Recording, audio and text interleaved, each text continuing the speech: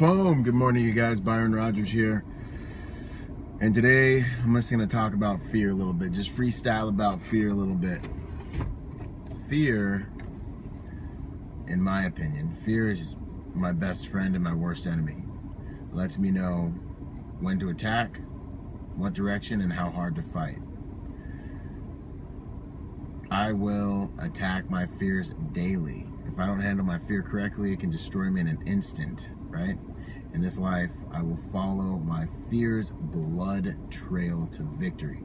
It's a little poem I made up, and it's all about fear. I think fear is an awesome energy. I think that everything we do in life is done from one of two modes, fear or faith. People use a lot of different, some people say fear or love. I like to say faith. Because I just believe that it's like you're either expanding, you're either growing and expanding, or you are in protection. Hey, good morning, Rufus. Good to see you, brother. Thanks, man. Mode. And when you're in protection mode, you know, things are logical, you're making sense, and this is scientific, it's epigenetic. Your body is, everything about your life and your physiology is either in one of two modes, growth or protection. And both modes are necessary. You know, when you're in growth, you're expanding, but that's the mode of faith. That's when you're believing in yourself, and that's when you're taking action, you know, and whatever, like, you've created to help you take action. That's when you're taking action, and you're in this expansive mode. It's a powerful mode. It's the mode you want to stay in, but light implies dark, day implies night. Anything out of balance is wrong. Then there's that mode of protection, where sometimes you got to cover up and you got to go on defense. Obviously, it's better. We always like to be on offense rather than defense, but a good defense is necessary. So the key is to learn to balance these offensive and defensive modes of life, these fear and faith modes of life. Hey, what's up? Good morning, Chris. I saw your push-up video. 22 veterans a day are committing suicide, you guys. That's once every 2 hours. We're doing 22 push-ups for 22 days, posting 22 videos to raise awareness, right? We don't have all the answers, but humanity can always find the answers. That was a quick infomercial. So I'm calling out anybody who wants to support the military to do that. 22 push-ups, 22 days, 22 videos. Nicholas Young, good to see you, brother. Good to see you, man. Hey, thanks. I appreciate that, man. Thanks a lot. That's priceless to hear. Thanks for the encouragement. But yeah, man, back to fear. Fear is like this. It's awesome. If you want to do something for yourself, the most you can do for yourself, you want to do something for yourself today that's going to get you farther than anything else you're going to do in your life, do what you're afraid of. Fear is a target indicator. All you military folks are familiar with that term, target indicator. It lets you know that there's a target around and what your target's doing, right? You find food wrappers, target indicators. Yeah, I mean you're out in the bush and you smell smoke. Ooh, target indicators. Maybe the enemy's out there having a cigarette. You know, gotcha. You know, so, and then what does that target indicator tell me? This guy's not very disciplined. He's not very trained, possibly. His resolve isn't too strong, you know, like he's out here smoking a cigarette. We're supposed to be covert. We're supposed to be underneath. We're supposed to be secret squirrel. Okay, good. You know, but fear is a target indicator. What you're afraid of is probably what you need to do to achieve the most growth within your life right now. So do the thing you fear. Do the thing you fear, do the thing you fear, and do the thing you fear until the death of fear is certain. This is the warrior's life that we're talking about here. To me, it's all combat. You know, life, love, all of it, combat. That's the way I like to get down, man. And I've done a lot of like work with different individuals. I remember we had guys from the NFL that I work with, and to them everything was football, you know. So it just depends on what kind of Kool-Aid you're drinking, you know. As long as it's empowering you, run with it, you know. And to the football guys, everything was football. They were constantly like, yo, man, this is just like football. And I'm like, sure, cool, you know. But to me, it's all combat. Hey, good, what's up? Good morning, Hernandez. Good to see you, brother, man. Good to see you. Thanks for joining. Good morning, good morning. But when it comes to fear, man, if you want to do something for yourself today that's going to take you further than anything else that you probably had on your autopilot day planned out, do the thing you fear. That's what's going to get you the farthest, right?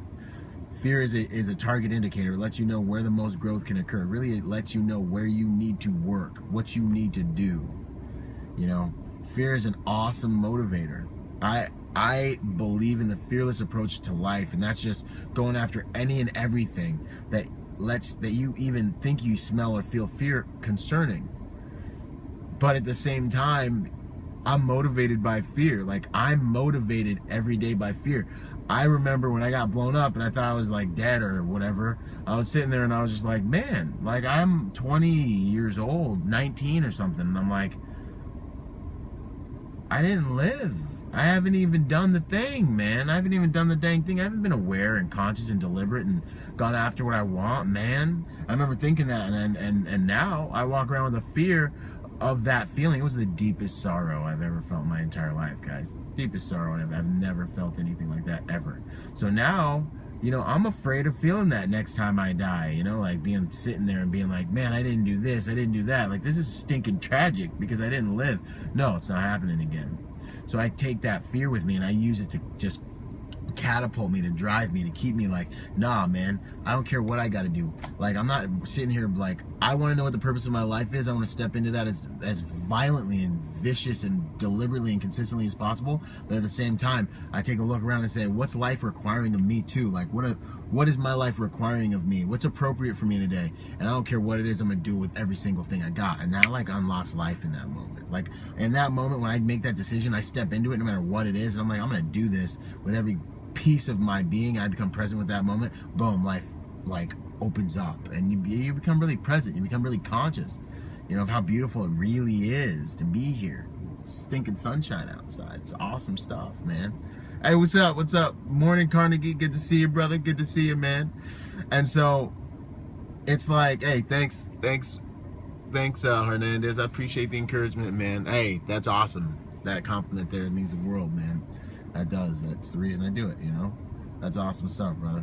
So, you know, when you're sitting here and you're dealing with your fears, it's a double-edged sword, you know? Like, light implies dark, day implies night. The tide comes in and out. So you're sitting here, and your fears are actually a byproduct of the thoughts that you're thinking. They're like the emissions that are coming off the thoughts that you're thinking. Like, the quality of your life depends very largely on the quality of the conversations you're having with yourself. That's Tony Robbins, right? So from the moment you start to think about something, you got to roughly, scientifically, they say that you've got about 30 seconds until that thought process makes a little stinking, you know, biological cocktail, and boom, you start dealing with an emotion. The emotion is just the physiological reflex. It's the chemicals in your body. Something that your body's like, yo, this emotion is going to help you achieve control and power in the situation. Boom, so you start feeling these emotions, and fear is one of them. Some people, when they feel fear, though, they move forward. We Marines, we run towards gunfire, right? And that's something we got to make sure that we don't lose in civilian life. The thing that's so dangerous, I think, about civilian life is that, like, the things that can kill you are so much softer. They're so soft that you forget to apply your hardness. Like, you forget to apply, like, your warrior spirit. And then you get lulled to sleep. You just get sang to sleep. Like, nothing will bring you closer to destruction than comfort. One of my favorite quotes, man. Miles Monroe, the late Miles Monroe. Nothing will bring you closer to destruction than comfort. Nothing will bring you closer to destruction than comfort. That's the quote. How do you stay comfortable? You believe the lies your fears tell you. Your fear tells you that, like, hey, you're comfy, just stay here, you're good, take the easy road. And you just let that happen. You just let it happen. You know what I mean? And you take the easy road, but the thing about the easy road, man, is that the easy road is the road that becomes unbearable. The easy road is the road that becomes unbearably difficult in the end. That's the road that has you doing things, you know, when you should be retired, that you don't want to do. That's the road that keeps you in a place where, like, man, I don't really like what I'm doing. The easy road becomes unbearably difficult oftentimes in the end. And so it's like so important. It's our responsibility. It's our everything to become conscious of our fears and face those fears, because that is literally the quickest way we have to evolve. The quickest way. Like, straight line to something, find out what you're afraid of, go do it. Fear is my best friend and my worst enemy. It lets me know what direction to fight, how far, and how hard to attack. You know what I mean? If I don't handle my fears properly, they can destroy me in an instant. You know, so those are the things that I want you to think about. And fear's not bad. Like, just know it. Just let it be what it is. I'm afraid of this. I need to go do this. And once you decide you're willing to fight and die for what it is you believe in, you're willing to fight and die rather than not be the best you can be in this brief 2 seconds we have to live this life, then fear becomes something entirely different. It's like something that empowers you. The fear is like, all right, here we go again. And every time you overcome a fear, boom, more self-efficacy, which is the understanding that you can. And the more understanding that you acquire in your life, the more you do, because motivation is simply having a plan to do something, knowing that it's achievable, and then having the emotional motivation to do it, knowing that it's worth it. Like, that's maturity. That's life. As you mature, as you understand you can, because you do more small, little incremental steps, you climb the mountain one step at a time. You look back behind you, see all the lions and tigers and bears that you've killed in the past. Every single little step, every single little mile, day by day by day. Every single day is another battle. It's another battle in the war of your life for your destiny. Like, destiny is what you're going after. Fate's what's going to catch you if you don't make moves. And you're sitting here and you're making these little incremental steps every single day, and you look behind you and you see where you've come from and you see what you've done, and you remember that, and you build more self-efficacy, which is believing in self and understanding that you can. And as you understand that you can, you're now capable to take more responsibility for more things in your life. And as you take more responsibility for more things in your life, you have more power to change more things in your life, because you can only change what you take responsibility for. And then things keep on growing, because now you can take more responsibility, now you can change more, now you can create more deliberately, and that's maturity. And I think that's what this is all about. And then eventually, as you've been deliberate and as you've been faithful and as you've been consistent, one day, Lord spare life, you get what you want out of this thing, or you die trying. And that's the beauty of it. I think it's when you decide that, like, I'm either going to get what I want or I'm going to die trying. That's when you really start living. You know what I mean? Because it's not about getting there, man.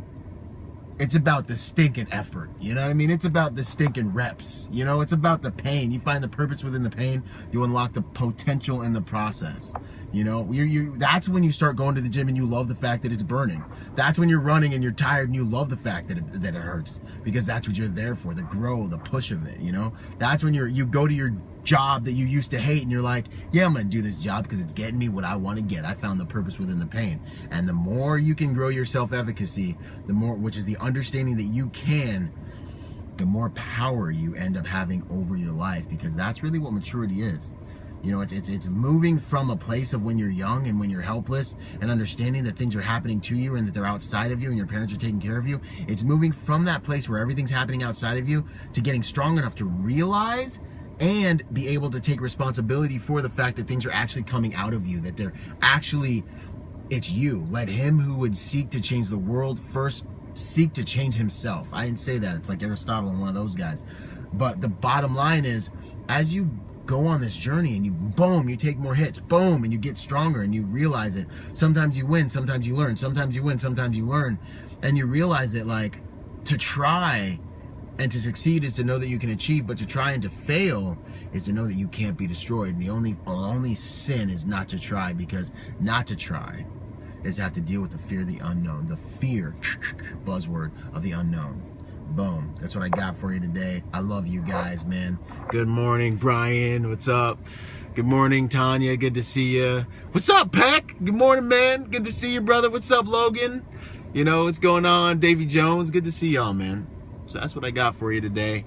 And hey, if you're a combat vet, if you're able, let's get some push-ups in to raise awareness for the 22 vets that commit suicide a day, man. None of us necessarily may have the answer, but as humanity, you know, as a family, we can figure something out to fix this dynamic. And I can make a whole nother video about that dynamic. I got a few minutes, I might just do that. But anyway, share this video, get it to people who need it.